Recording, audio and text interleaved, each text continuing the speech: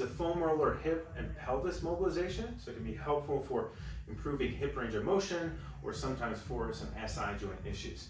So we have a roller here. We're actually just going to be using it for some leverage, not actually doing some rolling. We're going to place it. Here's my greater trochanter, bony part. Here's the top of my pelvic, the iliac crest. So we're going to put it pretty much right in between there on some of those muscles. Other arm, I'm going to come down on my forearm.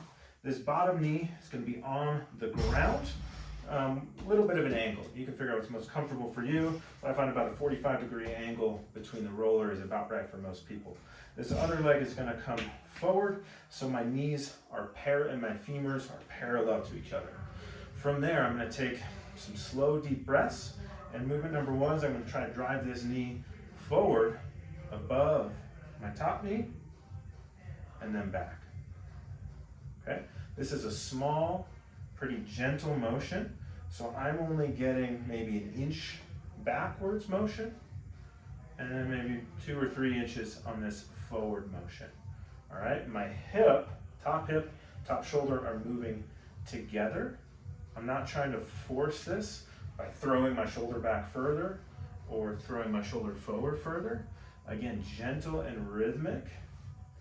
You might feel some pressure in those muscles of your hip as you do this. See if you can let those relax a little bit.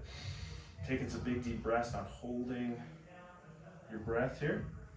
And what we're hoping to do with this is get some pressure into the pelvis and the SI joint and the femur, which can help with the hip joint motion.